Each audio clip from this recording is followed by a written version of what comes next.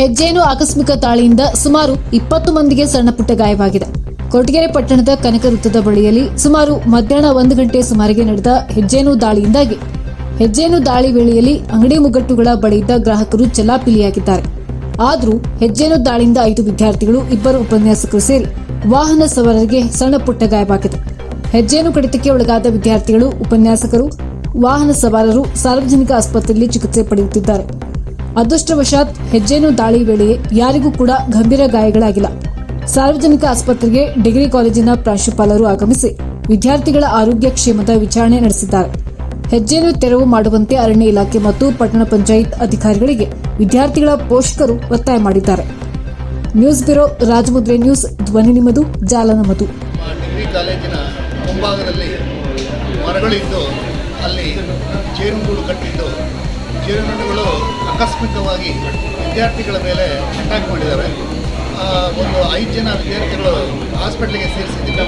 ಎಲ್ಲ ಅವರ ಆರೋಗ್ಯ ಚೆನ್ನಾಗಿದೆ, ಅವ್ರ ತಂದೆ ತಾಯಿ ಎಲ್ಲ ಬಂದಿದ್ದಾರೆ, ಏನು ಸಮಸ್ಯೆ ಇಲ್ಲ. ಇಷ್ಟು ಟೋಟಲ್ ಎಷ್ಟು ಜನಕ್ಕೆ ಆಗಿದೆ ಇದು? 5 ಮೆಂಬರ್ಸ್ ಅಲ್ಲ, ಟೋಟಲ್ ಎಷ್ಟು ಜನಕ್ಕೆ ಕರೆದಿದೆ ಹೆಜ್ಜೆನು? ಇಬ್ಬರು ಲೆಕ್ಚರರ್ಸ್ಗೆ 5 ಜನ, 3 ಜನ ಟೋಟಲ್. ಗಾಳೀಲಿ ಏಕಾಏಕಿ ಒಂದು 15ರಿಂದ 20 ಜನಕ್ಕೆ ತುಂಬ ಕಷ್ಟಪಟ್ಟಿದೆ. ಸೊ ಇಮಿಡಿಯೇಟಾಗಿ ಎಲ್ಲ ಆಸ್ಪತ್ರೆಗೆ ಬಂದು ಎಲ್ಲ ಎಮರ್ಜೆನ್ಸಿ ಟ್ರೀಟ್ಮೆಂಟ್ ತೊಗೊಂಡಿದ್ದಾರೆ. ಎಲ್ಲ ಸ್ಟೇಬಲ್ ಆಗಿದ್ದಾರೆ, ಯಾರಿಗೂ ಏನಂತ ಜೀವ ಅಪಾಯ ಇಲ್ಲ. ಎಲ್ಲರೂ ಸಿವಿಯರಿಂದ ಪಾರಾಗಿದ್ದಾರೆ. ಇಮಿಡಿಯೇಟಾಗಿ ಬಂದು ಟ್ರೀಟ್ಮೆಂಟ್ ತೊಗೊಂಡಿದ್ದಾರೆ, ಅದರಿಂದ ಎಲ್ಲರೂ ಸೇಫ್ ಆಗಿದ್ದಾರೆ. ಯಾರಿಗೂ ಏನು ಜೀವಕ್ಕೆ ಅಪಾಯ ಸಮಸ್ಯೆ ಏನಿಲ್ಲ ಸರ್? ಏನಿಲ್ಲ. ಟ್ರೀಟ್ಮೆಂಟ್ ಮಾಡ್ತಾ ಇದ್ದೀವಿ ಎಲ್ಲರೂ ತುರ್ತು ಚಿಕಿತ್ಸೆ ಎಲ್ಲ ಸ್ಟೇಬಲ್ ಮಾಡಿದ್ದೀವಿ. ಕಂಡೀಷನ್ BP ಎಲ್ಲ ಸ್ಟೇಬಲ್ ಆಗಿದೆ.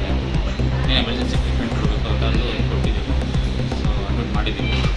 ಸೊ ಇನ್ನು ಟೆಕ್ನಿಕಲ್ ಸ್ಟೂಡೆಂಟ್ಸ್ಗೂ ಆಗಿದೆ, ಡಿಗ್ರಿ ಪ್ರೊಫೆಸರ್ಸ್ಗೂ ಆಗಿದೆ, ಮತ್ತು ಅಲ್ಲಿ ಗಾಡೀಲಿ ಹೋಗ್ತಿರೋ ಸಾರ್ವಜನಿಕರಿಗೂ ತುಂಬ ಖರ್ಚಿದೆ.